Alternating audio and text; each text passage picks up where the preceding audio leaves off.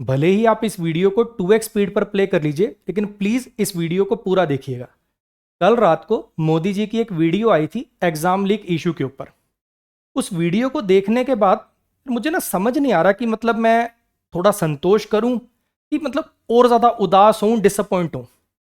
कुछ 10% संतोष इस बात का कि एटलीस्ट हमारे देश में अभी ना वो नॉर्थ कोरिया वाले, चाइना वाले हालात नहीं हुए हैं कि सरकार हमारी सुनेगी नहीं।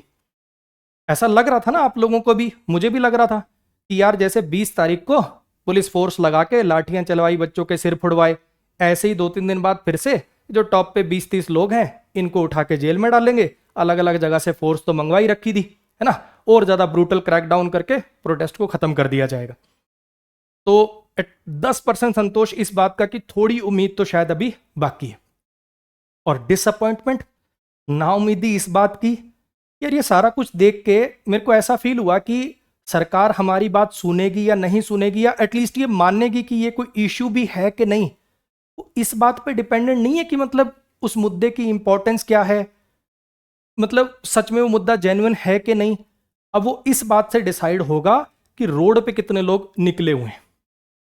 आप में से मैक्सिमम लोगों को पता ही होगा कि लास्ट ईयर एसएससी एग्जाम्स को लेके एक प्रोटेस्ट हुआ था रामलीला मैदान में, जिसमें एक बेसिक डिमांड ये रखी गई थी कि एग्जाम कंडक्ट कराने के लिए आपने कंपनी को टेंडर कर दिया है, दे दिया है, और वो कंपनी उस चीज के लिए कैपेबल नहीं, और ऐसे नहीं हवा में मन से बोल दिया था। उससे पहले 2 एग्जाम देखे गए, ये 2 एग्जाम हुए जिसमें दुनिया जहान की दिक्कतें, हर दूसरे सेंटर पर एग्जाम कैंसिल हो रहा है, जगह जगह रिमोट एक्सेस की खबरें आ रही हैं, उनके सिस्टम ढंग से नहीं चल रहे, सर्वर बार बार हैंग हो रहे हैं। कैपेबल नहीं थी वो कंपनी भाई। इस वजह से प्रोटेस्ट किया गया शांति से। 200 टीचर इकट्ठे हुए, 10,000 के करीब वहां पे बच्चे आए थे, और उसके बाद क्या हुआ आप सबको पता ही है। रात को लाठी चार्ज कर दिया गया, स्टेज से लात मार मार के लड़कियों को गिराया, हर एक टीचर पे 1-1 2-2 FIR दे दी, और इस प्रोटेस्ट को खत्म कर दिया गया। तो मेरे भाई मतलब क्या बोले, वैसा लगता है कि वहां पे भी शायद सरकार तब ये मानती कि एसएससी, बैंक और इन सब चीजों में ये इश्यूज हैं। अगर मार्च निकलता तभी सरकार मानती। मतलब मेरे को तो यही समझ में आया कि जब लाख लोग रोड पे हों, वो कहीं मार्च निकालें, फिर पुलिस एक्शन लेगी, कोई 100, 150, 200 लोगों के सर फूटे, तब जाके ये मानना जाता है कि ये कोई इशू भी है, वरना तो ये नहीं मानते कोई इशू भी है ऐसा। खैर चलो यार, मेन बात उस वीडियो में कुछ मुझे बताना, मैं ही गलत समझ रहा हूं कि सच में ही ऐसा बोला गया कि पेपर लीक के सॉल्यूशन के लिए हम फास्ट ट्रैक कोर्ट बना देंगे। मतलब जो मेरी समझ कहती है कोर्ट तो तब काम करेगा ना जब पेपर लीक हो चुका होगा। मतलब पेपर लीक होगा, फिर ये पता चलेगा पेपर लीक हो गया, फिर पुलिस FIR करेगी, फिर वो कोर्ट में केस जाएगा, और जिस सेंटर के ऊपर पेपर लीक वगैरह के इश्यूज आएंगे उसमें जो अपराधी होंगे 3-4-5 लोग, उनको जल्दी सजा दिला देंगे। यही काम आएगी ना फास्ट ट्रैक कोर्ट तो मतलब मेन काम क्या था? मेन काम पेपर लीक को रोकना था कि मेन काम बस वो जल्दी से उनको सजा दिलाना था? मेन इशू क्या है? मेन इशू पेपर लीक है ना। पेपर लीक को रोकने के लिए क्या स्टेप्स लिए जाएंगे उनकी तो मुझे कोई बात दिखी नहीं। उनके बारे में तो कोई बात समझ, कहीं मैं तो नहीं गलत समझ रहा, कहीं कुछ ऐसा बोल दिया हो, कोई ऐसी पॉलिसी बना दी हो, कुछ ऐसी एजेंसी बना दी हो जो इस चीज को लेकर, मैं ही कुछ गलत तो नहीं समझ रहा भाई कहीं। और यार ये ना कुछ स्टेप्स हैं, ठीक है, जिनसे पेपर, मैं नहीं कहता कि 100% रोका जा सकता, दुनिया में 100% कुछ भी नहीं हो पाता, लेकिन 99% पेपर लीक को रोक के जाने के ये कुछ स्टेप्स हैं। और ऐसा नहीं कि मैं कोई बहुत बड़ा विद्वान हूं इस टॉपिक पे, मैंने कोई PhD कर रखी है, एक नॉर्मल सा टीचर हूं, कॉम्पिटिटिव एग्जाम्स के लिए इंग्लिश पढ़ाता हूं। आप कॉम्पिटिटिव एग्जाम की तैयारी करने वाले किसी भी बच्चे से पूछेंगे ना, जिसने 6 महीने पहले तैयारी शुरू करी हो, वो भी आपको स्टेप्स बता देगा। अब मुझे नहीं पता, मैं सच बता रहा हूं, मैं ये मान नहीं सकता कि जो पॉलिसी मेकर्स हैं, जो ये UPSC क्रैक करके इतने बड़े बड़े पदों पे बैठे हैं, उनको ये चीजें ना पता हो। करना चाहें तो देखो सब कर सकते हैं, लेकिन फिर भी शायद अब यही है कि ये भी बार बार बार बार सबको चीख चीख के बताना पड़ेगा, तब जाके मानेंगे कि हाँ this is also a solution, ऐसे किया जा सकता है। और जैसा कि हम और कर भी कह सकते हैं भाई, हाथ जोड़ सकते हैं आपके आगे, सरकार के आगे। तो मैं मेरे जैसे हजारों टीचर्स और लाखों करोड़ों स्टूडेंट्स की तरफ से सरकार के आगे हाथ जोड़ रहा हूं कि जी हमें सरकार चेंज नहीं करनी है, हमें हमारी केवल इतनी सी मांग है कि एग्जाम लीक को रोकने के लिए प्रिकॉशनरी स्टेप्स हैं ये ले लिए जाएं जिनसे बच्चे को एक फेयर एग्जाम सिस्टम मिल जाए, दैट्स इट। ठीक है, आपने किसी भी टीचर की वीडियो देखी होगी, जेन्युइन स्टूडेंट्स की वीडियो देखी होगी, कोई भी आपको ये बोलता मिला आपकी नहीं हमें सरकार चेंज करनी है, अरे भाई हमें फेयर एग्जाम सिस्टम चाहिए, आप करके दे दो, बात खत्म। इतनी सी ही डिमांड है, इससे ज्यादा और कोई कुछ नहीं मांग रहा। ठीक है, ये बात भी मैं इसलिए बोल रहा हूं, कहीं कुछ कहेंगे सर उस प्रोटेस्ट में तो अच्छा कुछ और पॉलिटिकल एलिमेंट भी बैठे हैं। भाई वो बैठने की नौबत क्यों आई? अगर सरकार पहले काम कर देती तो लोग बैठते ही नहीं ना यार, बैठते नहीं तो दूसरे लोग भी नहीं आते। 20 दिन तक लोग वेट करते रहे। अगर सरकार पहले ही संज्ञान ले लेती तो वो पॉलिटिकल लोग, मैं मानता हूं 20% लोग घुस गए अब उसमें, वो ना घुसते ना, अगर ये पहले ही हो जाता तो। सारे मुद्दे की बात तो ये है कि नौबत क्यों आ रही है कि हर चीज की एक फेयर जेन्युइन आस्क रखने के लिए भी रोडों पे लाख लाख लोगों को आना पड़ेगा, डंडे खाने पड़ेंगे, तब वो मुद्दा माना जाएगा। सारा इशू तो इसी बात का है। तो फिर भी एक बार तसल्ली के लिए ये कुछ स्टेप्स हैं जी। अभी क्या हो रहा है, ये कहा जा रहा है कि ऑफलाइन जो पेपर होता था उसको ऑनलाइन करा देंगे तो लीक रुक जाएगा। ठीक है, मैक्सिमम एग्जाम ऑनलाइन हो गए हैं, कुछ जो ऑनलाइन नहीं भी हो उनको भी ऑनलाइन करा देंगे, उससे लीक रुक जाएगा। देखो भाई साहब ऐसा है, ऑफलाइन में ना ऐसे फोटो खींच के पेपर वायरल होता है तो वो पता चल जाता है कि अच्छा भाई लीक हो गया, बड़े लेवल पे चल जाता है, वो तो पकड़ में आ जाता है। ऑनलाइन में चीटिंग वैसे नहीं होती, ऑनलाइन में होती है रिमोट एक्सेस के थ्रू। ये एक सेंटर है, वहां पे बच्चा एग्जाम देने गया, वो केवल माउस हिला रहा है, उसके सिस्टम का असली एक्सेस बाहर किसी के पास है जो दुनिया जान के एआई चैट जीपीटी उस सब्जेक्ट के एक्सपर्ट पेपर उसका सॉल्व कर रहे हैं। ऐसे होती है रिमोट एक्सेस से ऑनलाइन के अंदर चीटिंग। अब उसको कैसे रोक सकते हैं? अभी क्या है, आप जो काम मान लेते हैं कि एक एग्जाम कंडक्ट कराना था लेट से एसएससी का, उसको 500 करोड़ में वो काम होना था। ठीक है, अच्छी कंपनीज ने पूरी कॉस्ट कैलकुलेट करी, अच्छा सेंटर की इतनी कॉस्ट है, इन्विजिलेटर की इतनी कॉस्ट है, इन चीजों की इतनी कॉस्ट है, उसने टेंडर भर दिया जी 500 करोड़ का।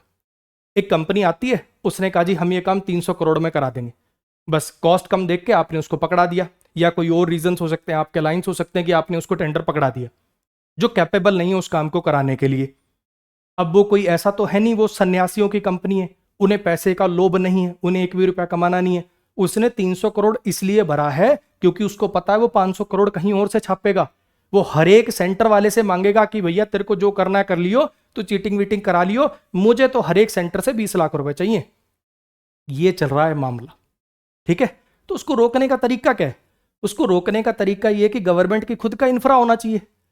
मैं मानता हूं कि सारे सरकारी डिपार्टमेंट भी ढंग से नहीं चलते, लेकिन कुछ कुछ उनके कंपैरिजन में तो ज्यादा अकाउंटेबिलिटी होती है ना। एक सरकारी स्कूल के टीचर की आप ऐसे वीडियो बना लेते हो कि ये पढ़ा नहीं रहा है, तो क्लास में सो रहा है, तो सस्पेंड हो जाता है वो। उसको धक धक रहती है कहीं मेरी नौकरी ना चली जाए, कहीं मेरी पेंशन ना चली जाए। तो अगर गवर्नमेंट के खुद के एग्जाम सेंटर होंगे तो वहां पे परमानेंट नौकरी करने वाले लोग होंगे, तो उनको धक धक होगी, कुछ तो अकाउंटेबिलिटी होगी। मैं नहीं कहता कि 100 पर सारे गवर्नमेंट एम्प्लॉय अगर एक बार ये कर दिया तो बिल्कुल फुल प्रूफ हो जाएगा, लेकिन कुछ तो अकाउंटेबिलिटी उनकी ज्यादा है प्राइवेट वालों के कंपैरिजन में। जो रोज के 200-300 रुपए पे इन्विजिलेटर पकड़ के आप ले आए, कॉलेज के लड़के आईडी कार्ड पहन के जो घूम रहे हैं, उनसे ज्यादा तो एटलीस्ट अकाउंटेबिलिटी होगी इसकी। चलो, अब लोग तर्क देंगे कि रातों रात इतना सिस्टम कैसे खड़ा होगा। मुझे पता नहीं खड़ा होगा, 1 साल 2 साल 3 साल लगा लो, कोई बात नहीं। तब तक क्या कर सकते हैं? मीनवाइल तब तक क्या कर सकते हैं? अच्छी कंपनी को टेंडर दीजिए। और मुझे समझ में नहीं आ रहा कि भाई जो एग्जाम कंडक्ट कराने में पैसा लगना है वो सरकार को थोड़ी पे करना है। उसके तो आप बच्चे से फीस भरा रहे हो ना, और अगर उसमें पढ़ता पूरा नहीं हो रहा तो 200 रुपए फीस बढ़ा लो, 300 रुपए फीस बढ़ा लो। आप एक अच्छी कंपनी, रेप्यूटेड कंपनी को टेंडर दीजिए जिसके पास वो कैपेबिलिटी हो, जिसके ढंग के एग्जाम सिस्टम हो, सर्वर हो, जो उस चीज को हैंडल कर सके। फीस बढ़ा लो यार, ज्यादा दिक्कत है तो आपकी जेब से थोड़ी मांग रहे हैं। ये कह रहे हैं ना कि भले ही पैसे ले लो, सर्विस अच्छी दे दो, एक फेयर एग्जाम सिस्टम दे दो, इतनी सी बात है। अच्छी कंपनी हो, और मैं फिर भी कह रहा हूं, फिर भी प्राइवेट कंपनी पर ट्रस्ट मत करो।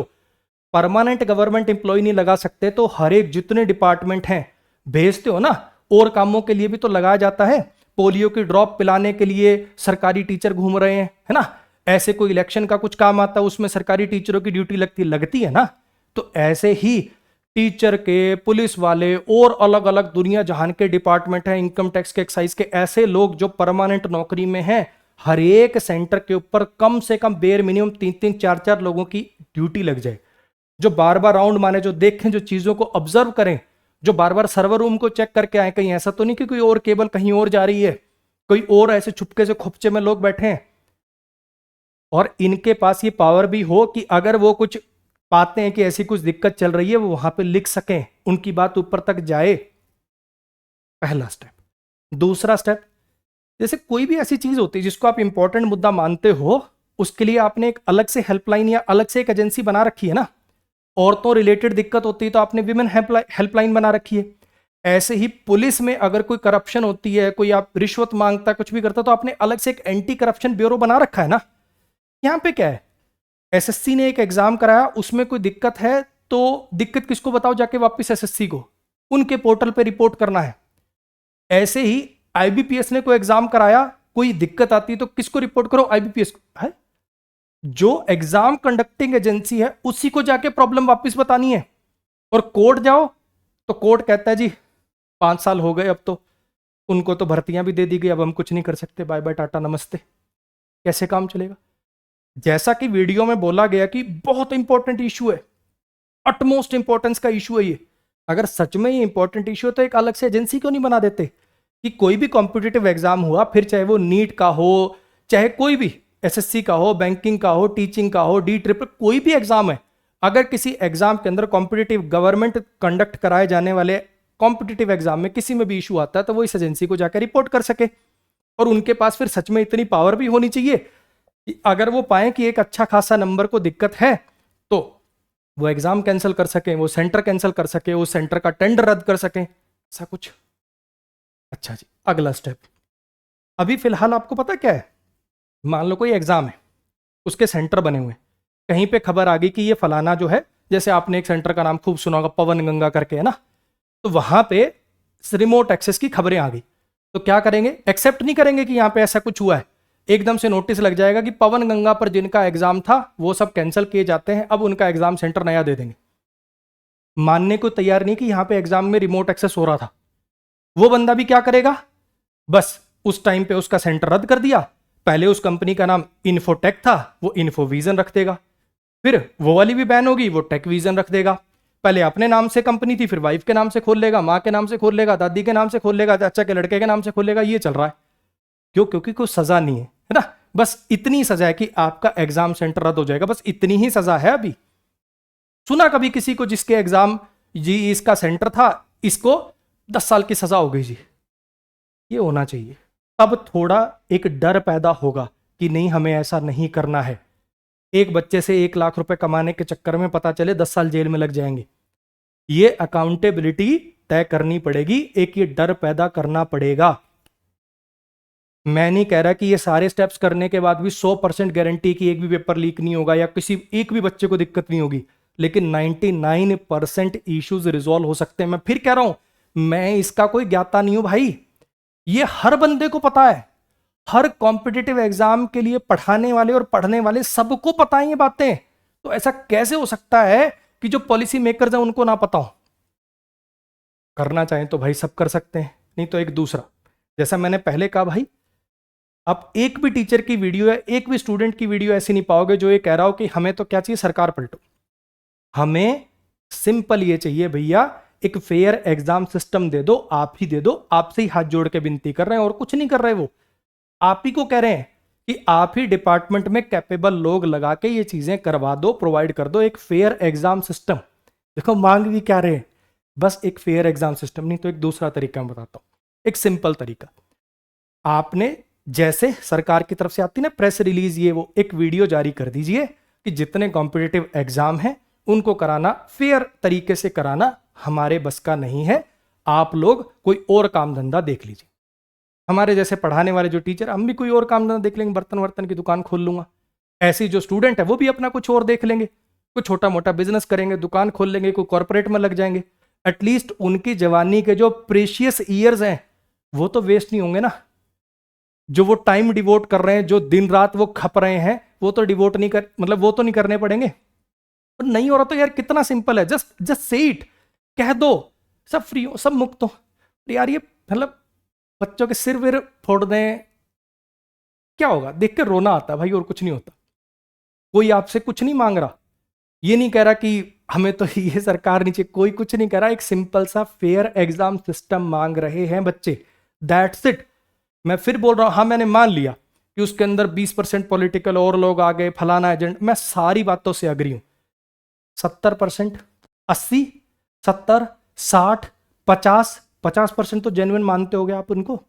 तो उनका जो जेन्युइन मुद्दा है, अगर सरकार उसको सॉल्व कर दे तो वो जेन्युइन जब लोग नहीं बैठेंगे तो बाकी लोग अपने आप ही उठ के चले जाएंगे, उनको बैठने की जरूरत ही नहीं पड़ेगी।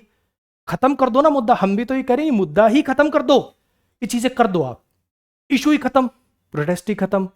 जो बाकी पॉलिटिकल पार्टियां आप कह रहे वो अपनी रोटियां सेक रही करें, उनका तो मुद्दा ही खत्म हो जाएगा ना। तो कर दो ना इसको भाई साहब, यही तो सब कह रहे हैं कि इसको कर दीजिए।